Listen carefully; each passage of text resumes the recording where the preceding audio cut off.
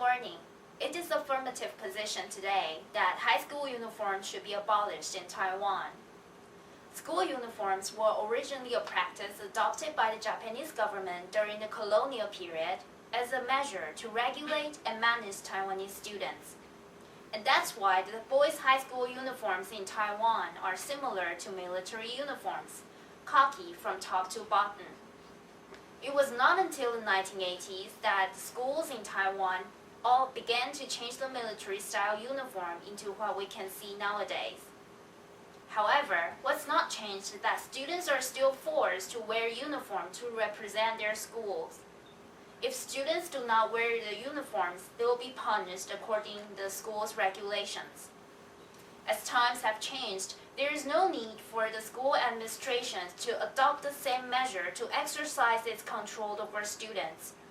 This is why the affirmative strongly believe that high school uniforms should be abolished. Before I begin by contending the harm in the status quo, one term in the resolution needs clarification, and that is the term uniform. According to the Cambridge Dictionary, a uniform is defined as a particular set of clothes which has to be worn by members of the same organization or group of people. In this way, a high school uniform can be defined as a set of specific clothing worn by high school students during school hours. To uphold the resolution that school uniforms should be abolished, two contentions are offered as follows. Contention 1. The school uniform requirements violate students' rights and disrespect the decision they can make over their bodies. Subpoint A. The school uniform requirements violate students' rights over their body. We all know that it is our basic human rights to have control over our body. According to the Constitution of the Republic of China, Chapter 2, Article 22, all freedom and rights of people that are not detrimental to social order or public welfare shall be guaranteed. Wearing uniforms, therefore, violates students' rights as they have to wear the same outfit whether they like it or not. Students are the citizens of the country, and therefore should be protected by the Constitution. Subpoint B. According to the Human Rights Education Project proposed by the Ministry of Education in 2005, when it comes to uniforms, high schools should take student suggestions into consideration. As the survey shows, the majority of students prefer to have a say about what they wear. Therefore, continuing the practice of wearing school uniforms is not only depriving students' rights over their bodies, but also disregarding their wishes on the matter for which our country's highest jurisdiction for education has given the right of decision to students.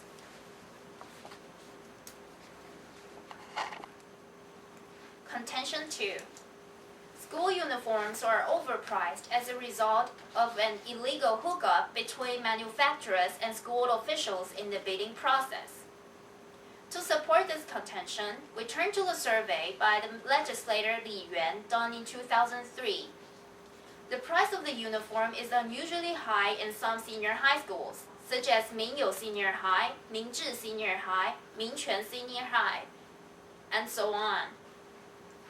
The uniforms in those senior high schools are exceedingly expensive, which cost over $3,000 in total. The uniform materials of Mingzhu Senior High is worse than that of Mingquan Senior High, but the price of the jacket in Mingzhu Senior High is $890, whereas in Mingquan Senior High is $470. As the price varies greatly among high schools and price does not necessarily reflect the quality of the uniform, we contend that there is favoritism and illegal hookup in the bidding process between the school and the uniform manufacturers. Such unfair or illegal practice will always exist as long as the uniform requirements exist. Contention 3. School uniforms inflict a lot of discomfort and disregard individual students' physical needs. School uniforms are often made of materials that do not absorb sweat well, which makes it particularly uncomfortable to wear in hot and humid weather. Having students wear the same clothes to school also disregards their individual needs. When some students cannot tolerate the heat well and desire to dress in cooler outfit, and others cannot bear the coldness and need to wear warmer clothing, a school uniform policy forces them to all dress in the same outfit and continue to struggle with unbearably hot or cold weather. To eradicate the problem of depriving students' rights and illegal hookup between school and uniform manufacturers, we, the affirmative, insist that school uniform requirements should be abolished. We propose the following plan to be adopted. There is no specific school uniform for students to wear, but instead there are guidelines to help students dress appropriately. The guidelines emphasize that students should not wear clothes that are too revealing, such as tank tops, strapless shirts, or excessively short skirts. Being naked is not allowed either. Students and teachers can get together to discuss and adjust the guidelines. In this way, students' rights over their body can be fully protected. This affirmative plan can also remove the problem involving overcharging students due to illegal bidding, since now no uniform manufacturers need to be contracted. In conclusion, I have demonstrated that high school uniform requirement has violated students' bodily rights, added an additional financial burden for students' families, and caused health hazard because of the poor uniform materials. Only by abolishing the school uniform requirement can these problems be eliminated. Therefore, we will ask for an affirmative decision at the end of today's debate.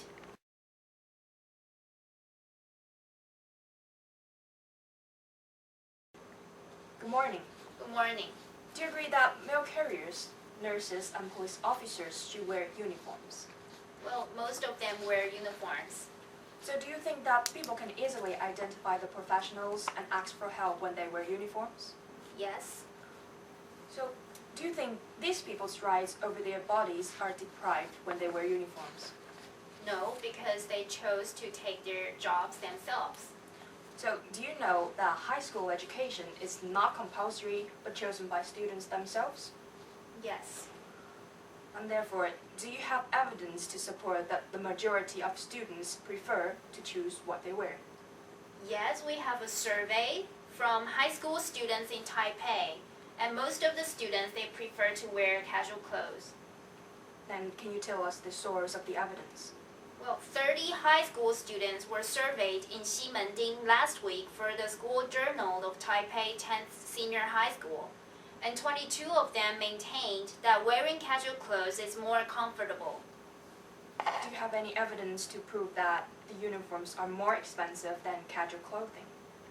We have an evidence that uniforms in private school cost $5,000 to $7,000. Do you agree that bidding problem can be easily solved if city or county government is responsible for the bidding process?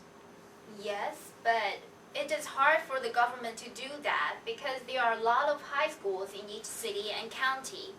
And even if they can do it, it will be extremely difficult for them to satisfy all the needs from each school.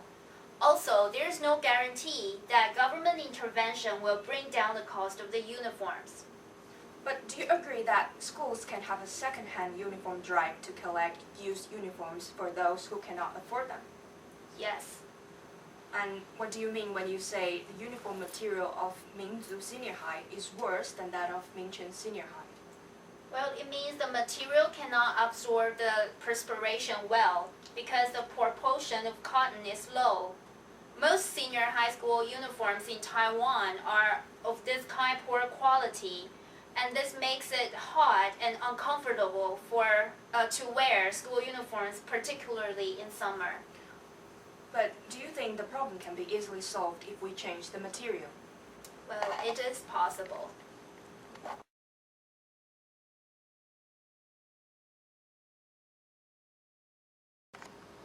the negative position in today's debate that, with minor adjustment, the problems argued by the affirmative will be eliminated, and the affirmative plan, instead of eliminating these problems, will cause more serious problems. Thus, rejecting the resolution is the only rational choice. Let me first begin by responding to the affirmative claims. First, the affirmative asserted that wearing school uniforms deprives students of their right over their body. However, that is not true. Uniforms are worn in many professions, such as mail carriers, nurses, and police officers. They are required to wear uniform on the job. When accepting the job offer, they have already consented to that regulation. Some of them are even proud of dressing themselves in the uniform. It is unreasonable to say that all these people's bodily rights are being deprived because they have to wear uniforms at work. Similarly, high school education is not compulsory, so if students consider wearing a school uniform has deprived them of an important right, then they can choose scoring their bodily right over receiving a high school education and therefore not have to relinquish that right. In other words, even if we concede that students' bodily right is not respected in the current school uniform policy, that right is being relinquished by rather than being deprived from high school students.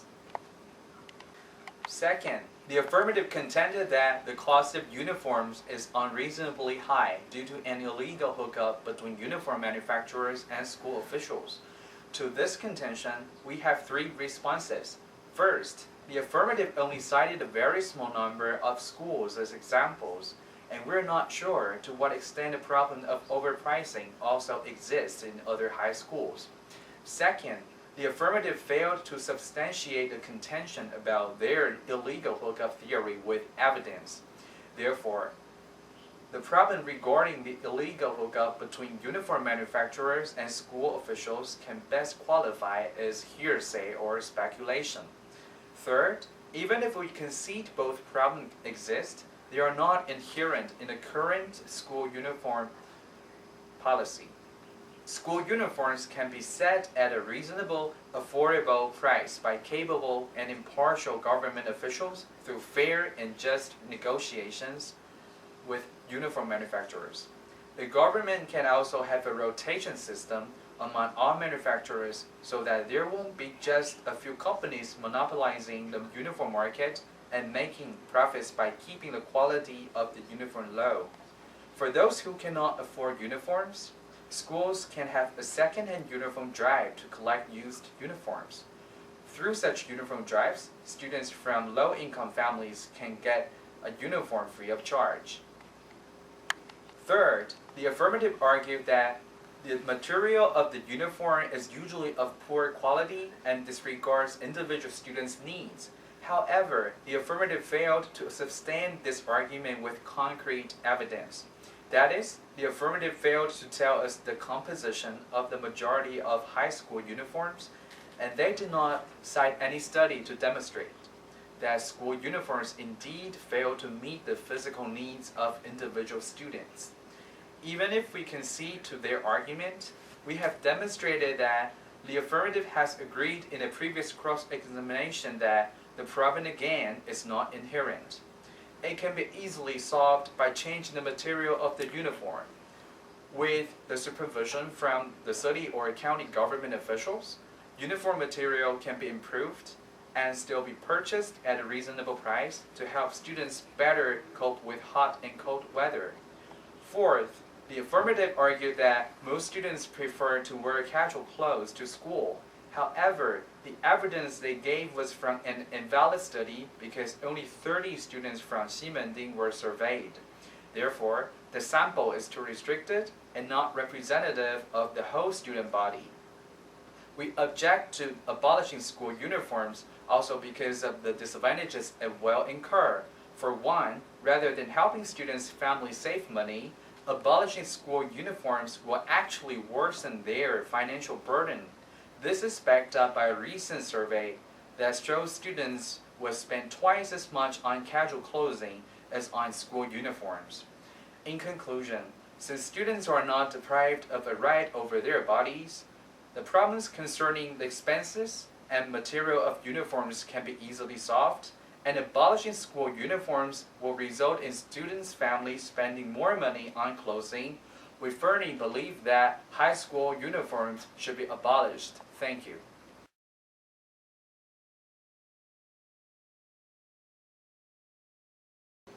Good morning. Good morning. You compare the uniform policy in certain professions like nurses and police officers to high school uniforms. So are you contending that the purpose of wearing uniforms for nurses or for police officers is the same as that for high school students? They're similar to a certain extent. Why do you think nurses or police officers wear uniforms? To help people identify them among others. Do you agree that they need to be identified easily so that they can provide help to the public in a timely fashion? Yes. Do you think that students are professionals that people will ask help from? No. You've mentioned that students spend twice as much on casual clothing as on school uniforms. What was the date of that source? The survey was conducted 3 years ago. Who conducted the survey? The information is from internet news. So, do you have the first-hand source? No. Do you think it's possible for the impartial government officials to decide on the bidding system for all high schools in the country?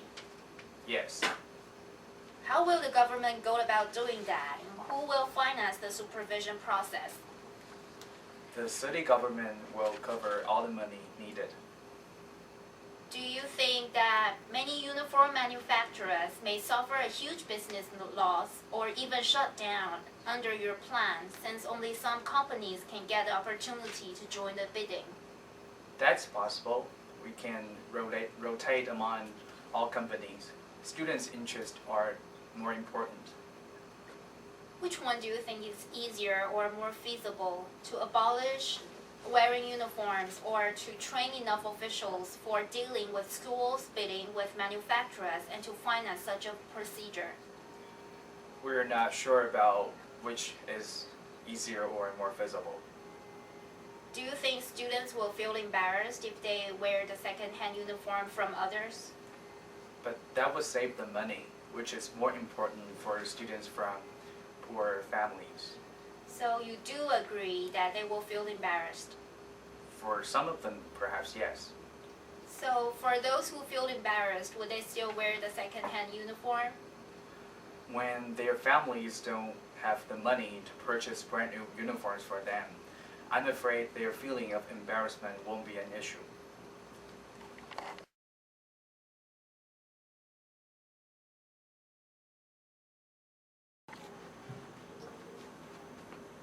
We from the strongly insist that high schools in Taiwan should abolish the uniform policy. I'd like to start by detailing our plan. The design of the plan is based on the existing model in Hsinchu Jiangong Senior High School and the affiliated high school of National Zhengzhi University, where students do not need to wear uniform to school. In addition to the guidelines mentioned in our first affirmative constructive speech, the following are more details about our plan. First, if students are dressed in a way that doesn't comply with the guidelines, they will be required to change into an outfit that better suits the occasion. Or the school will contact the parents and ask them to help supervise their children's clothing. If the students violate the guidelines too many times, they will be asked to participate in school services. Through these measures, students can choose the clothes they want to wear and at the same time learn how to dress properly. Second, to maintain campus security, students need to wear a photo ID with the school logo on it when they come to school. Moreover, students are taught to be alert to strangers. School security guards are trained to keep out those who are not invited, and monitors are installed to help strengthen campus safety. Third, a school badge will be available for students to pin on their own clothes when they want to or when the occasion requires so. The school badge symbolizes the honor and pride students have as a member of the school. Take, for example, the cost of the badge of affiliated high school of National Zhengzhi University. Each badge costs about 15 NT dollars. Only on formal or important occasions are students required to pin a badge on so as to help others recognize the school they are affiliated with. Without a doubt, abolishing school uniforms fully gives students a right to their bodies, and that students can decide what they want to wear to school. Abolishing school uniforms can eradicate the illegal hookup between uniform manufacturers and school officials, because no uniform manufacturers need to be contracted. Abolishing school uniforms can also help students and their families save money spent on uniforms with a lifespan of only 3 years. What's more, abolishing school uniforms can give students a chance to choose clothes that are more comfortable or healthier to wear while studying in school. According to the inspection done by the Consumers Foundation in September 2008, 94% of the elementary school uniforms don't meet the clothing labeling standard, meaning they do not have the materials labeled out clearly. Students, therefore, do not know what they are wearing and have no basis to argue against the discomfort possibly caused by the material. The same inspection also revealed that 50% of the uniforms contain too much fluorescent agent, and 40% of them cannot absorb perspiration well. In that sense, abolishing school uniforms frees our students from discomfort or even health hazards caused by the uniforms. Let me now respond to the negative contentions. First, the negative contended that wearing school uniforms won't deprive students of their right over their body because many professions, such as nurses and police officers, require people to wear uniforms. That argument, however, is a false analogy. Nurses and police officers are professions people choose to go into, and wearing a uniform serves as a device that empowers them and also helps the public identify them easily. But people don't get to choose to become students. Neither do students need to wear a uniform to perform certain duties for the public. Students, by the nature of the role, do not need to wear uniforms. Second, the negative contended that government officials can organize and supervise schools' bidding process to prevent any illegal hookup. However, they did not provide details on how that procedure works. Given that even bigger profits involved with the bidding and how it is human nature to choose the smooth over the rough, and thus naturally be attracted to the big profits, we have good reason to speculate that the chances for an illegal hookup between government officials and uniform manufacturers are even higher. Third, the negative contended that the problem of discomfort caused by poor uniform materials can be solved by improving the materials. Yet they did not demonstrate how the materials can be improved without a hike in price, since better materials tend to be more costly. Regarding the disadvantage and the negative associated with our proposal, that is, abolishing school uniforms will lead to an increase in students' clothing expenses, I'd like to remind you that the negative, as we have proved in the previous cross-examination, does not have the source of the evidence showing students will spend twice as much on clothing once uniforms are abolished. We therefore consider that evidence inadmissible and their disadvantage claim unsupported. In conclusion, as the affirmative, we have demonstrated that we have a comprehensive plan based on the model currently and successfully practiced in 2 high schools that have no school uniforms. We have also shown that abolishing school uniforms can indeed eliminate the problems of additional expenditure on clothing of a short lifespan, illegal hookup with uniform manufacturers, and confining oneself to uncomfortable or even hazardous clothing. We have also refuted negative arguments by showing that there are not enough details regarding the minor repairs, that there is no evidence showing that the repairs will indeed solve the problems, and that negative disadvantage contention is merely unsupported. In view of all these contentions, we therefore will ask for an affirmative decision at the end of the debate. Thank you.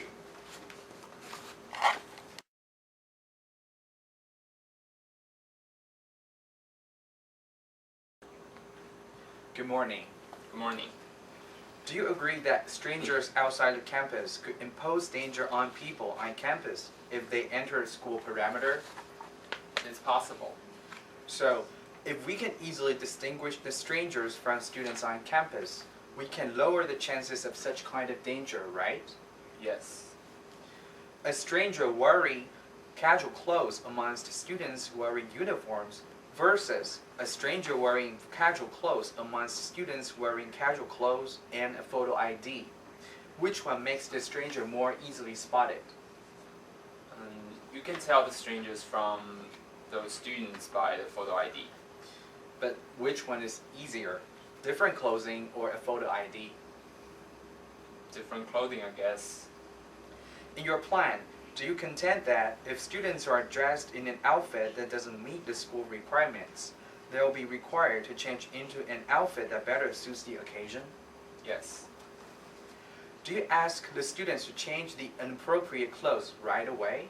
Now, the teacher will help the students to learn what kind of clothes are appropriate and ask the students to change into another outfit the following day. You have mentioned an inspection done by the Consumers Foundation. What kind of uniforms did they investigate? Elementary school uniform or high school uniforms? Elementary school uniforms. Can you say that the situation found about elementary school uniforms equally applies to high school uniform?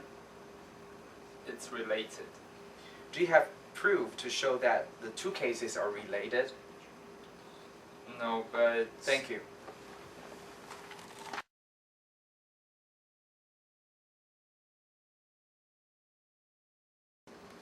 We'd like to begin by questioning the significance of the problem claimed by the affirmative. No statistics have been provided that show the problem of overpricing, illegal hookup, and unhealthy materials indeed exist or are widely spread. Take, for example, the affirmative claim that some uniforms are not comfortable or hazardous to students' health. The evidence they cited was from a study done about elementary school uniform.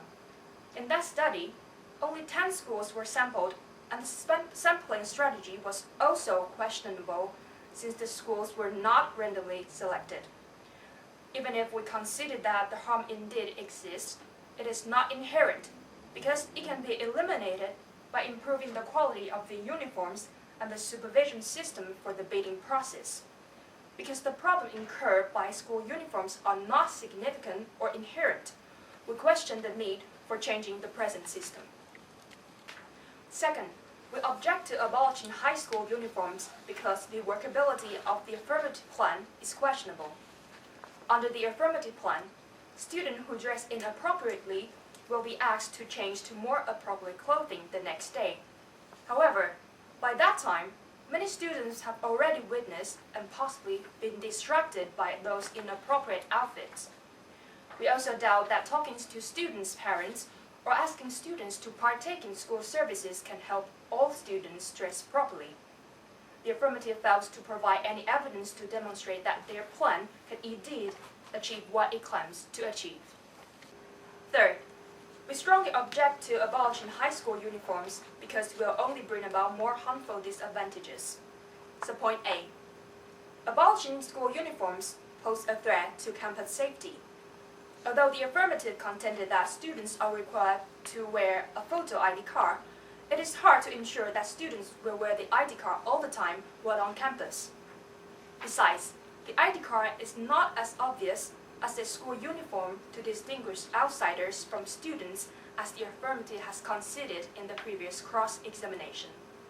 As a result, campus security cannot be as easily maintained. Take the affiliated high school of National Zhengzhi University as example. In 2008, the campus was confronted by bomb threats, and therefore, students were asked to pin a school logo on their clothes. However, not every student complied with the new policy. According to the student representative from the affiliated high school of National Zhengzhi University, most of the students took off the logo after entering school, and thus, campus safety was not as easily maintained. So point B. Abolishing school uniforms may increase student misdemeanors and juvenile crimes. according to a passage written by Daniel Gursky, the head editor of American Teachers in the March 1996 issue of Education Digest. School violence decreased because of the practice of requiring school uniforms. From the school year of 1993 to 1994, to the school year of 94 to 95 in Long Beach Unified School District, the assault rate dropped by 67%, vandalism by 82%, and robbery by 35%, all because of their school uniform policy. In fact, the overall crime rate in the district was reduced by 73% in the first year the policy was practiced. School uniforms therefore help reduce crimes committed by students. On the other hand, if we adopt the affirmative plan and abolish school uniforms, there will be a rise in school violence and on and off campus crime rates. These consequences, when compared to overpricing or uncomfortable materials, are much more serious and damaging.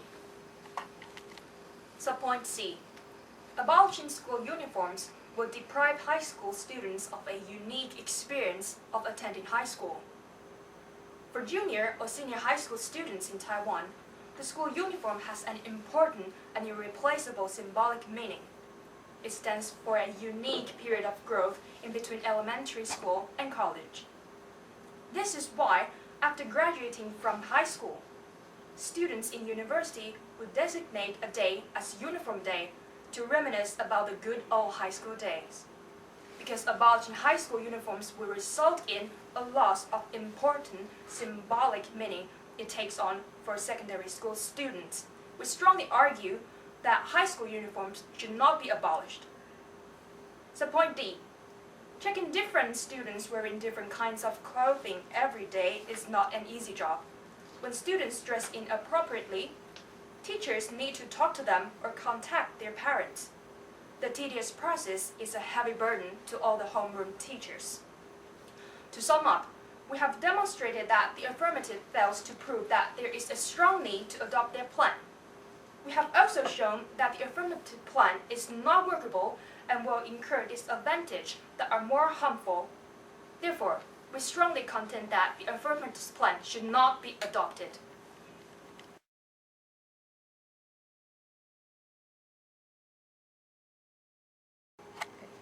Okay, good morning. Good morning. You stated that a student from the affiliated high school of National Zhengzhou University claimed that most of the students take off the school logo after entering school. And may I ask who is that student you cited? Yes, he's the boardmaster of our school's BBS. Okay.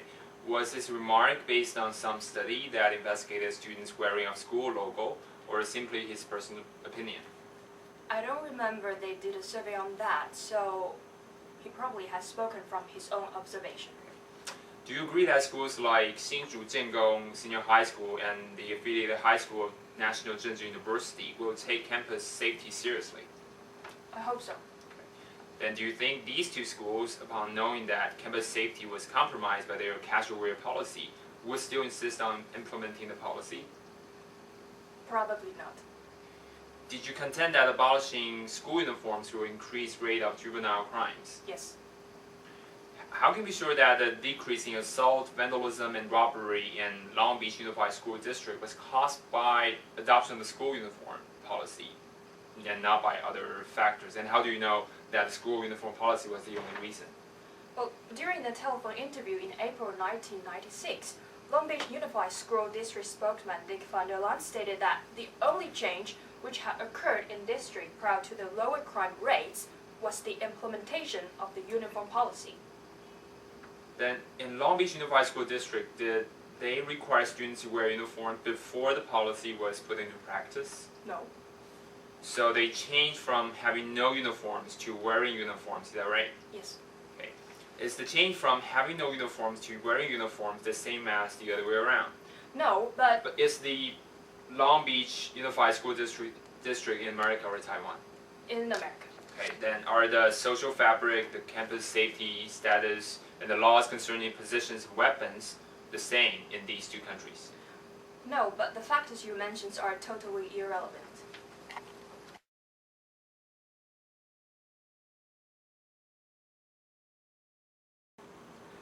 With the negative, we'd like to assert that With minor adjustments, the problems argued by the affirmative will be easily eliminated. We would like to contend that the affirmative's plan will cause new and bigger harm once it is implemented. Let me begin with our refutation to the harms asserted by the affirmative. The affirmative has repeatedly questioned the legality of a school uniform policy, contending that it violates students' human rights protected by the Constitution. However, we all agree that high school education is not compulsory education. Students have their free will to decide whether they want to enter high school or not. And once they do, they are obliged to follow school regulations, including wearing uniforms. The affirmative has also pointed out some other defects of the present uniform policy, one of which being the poor or unhealthy uniform materials. However, the affirmative cited an inspection done by the Consumers Foundation on elementary school uniforms, which we deem totally irrelevant to the topic being debated. We therefore consider that the affirmative has failed to establish the harm concerning uniform materials. The affirmative also contended the harm about overpricing of school uniforms, stating it resulted from illegal hookups between school officials and uniform manufacturers.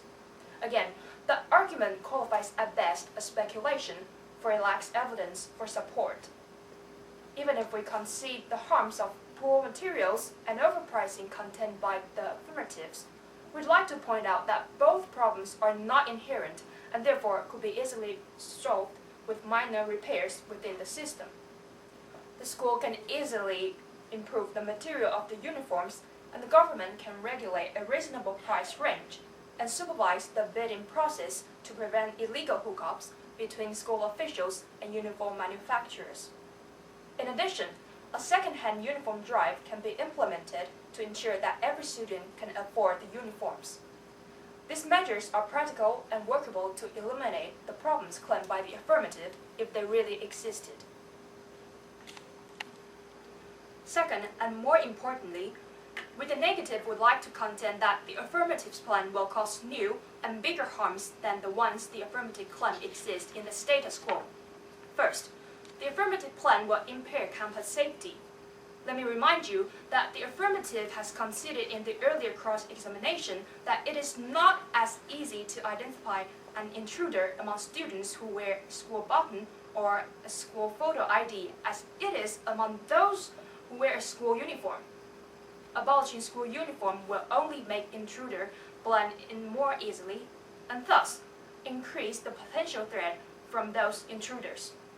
Second, the affirmative plan will add a great burden to homeroom teachers who, under their plan, have to inspect students' clothing every day and deal with those students who wear improper clothing to school. Third, the affirmative proposal will deprive high school students of a unique experience of attending high school. The memories of wearing high school uniforms and the sentimental attachment to one's school uniform cannot be replaced with the memory of a school button they pinned onto their casual clothes. In conclusion, because the harms the affirmative claim are only unsupported assertions, and because the affirmative plan will only result in new and bigger harms, with the negative strongly contend that government should not abolish high school uniforms. Thank you.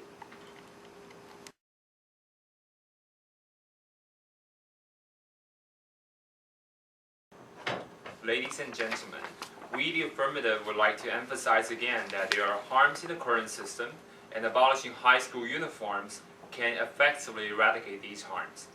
First, abolishing high school uniforms can prevent illegal hookups between uniform manufacturers and school officials because uniform manufacturers are not in the picture. Second, abolishing school uniforms can help students and families save money spent on uniforms with a lifespan of only 3 years. Third, it gives students a chance to choose clothes that are both to their liking and are more comfortable and healthier to wear while studying school. A major drawback of wearing school uniforms, however, lies in its depriving students of a right over their body, meaning to dress the way they wish. The right is clearly stated in our Constitution. The Ministry of Education has also stressed that schools should consider students' suggestions when implementing the dress code. Obviously, the students' wishes should be respected, and abolishing school uniforms is tantamount to respecting their right of their own body. Now, we'd like to reiterate our rebuttal to the negative contentions. First, we contend that it is a false analogy to conclude that the students should wear uniforms just as people in certain professions should wear uniforms. Because there are many differences between being a student and being a professional that has to dress in uniform. Take medical professionals, for example. We need to identify the doctor or nurses at once to get timely help. But that need obviously does not exist on a high school campus. High school education, though not a part of compulsory education, is fundamental to students' future success. Professions that require uniform, however, are limited to those from certain walks of life.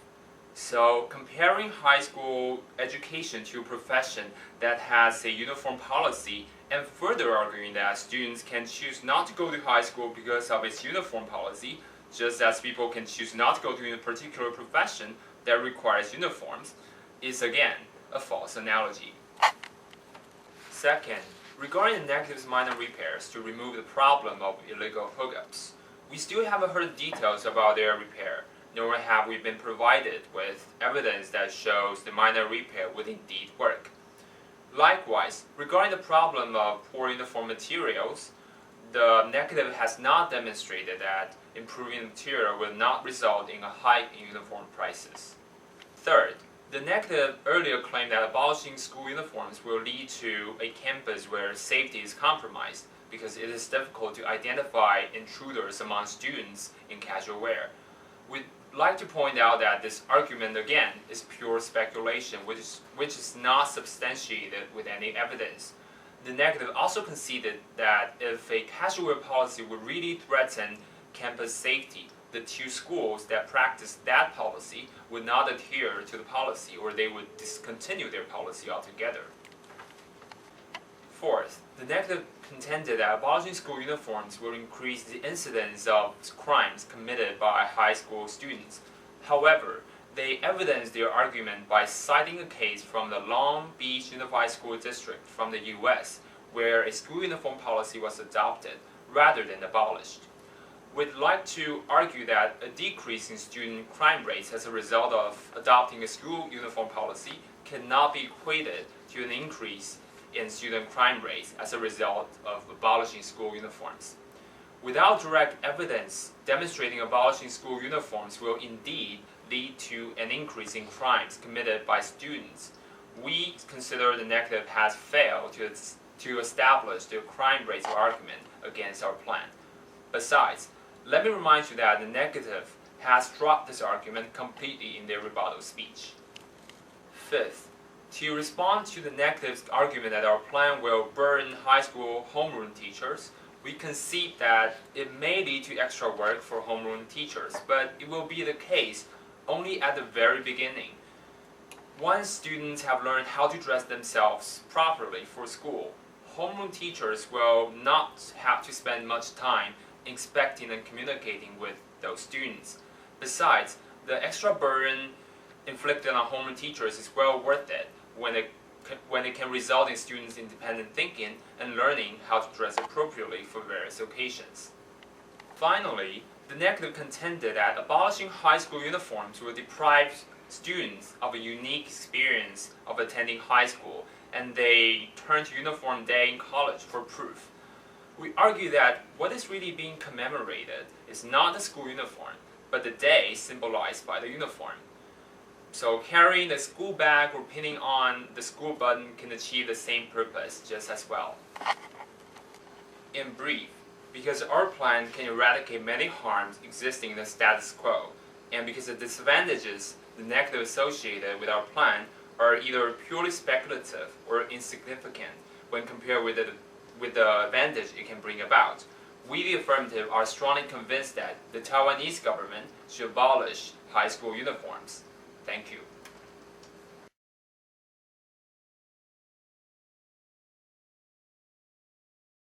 Good morning. In this debate, the affirmative has three major harm contentions. First, school uniform policy violates students' bodily rights and disrespects the decisions students make over their bodies. Second, school uniforms are overpriced because of an illegal hookup between manufacturers and school officials. And third, school uniforms inflict discomfort and disregard students' physical needs. And I think among these three harm contentions, the first one is the most powerful and also has sustained the negative attack.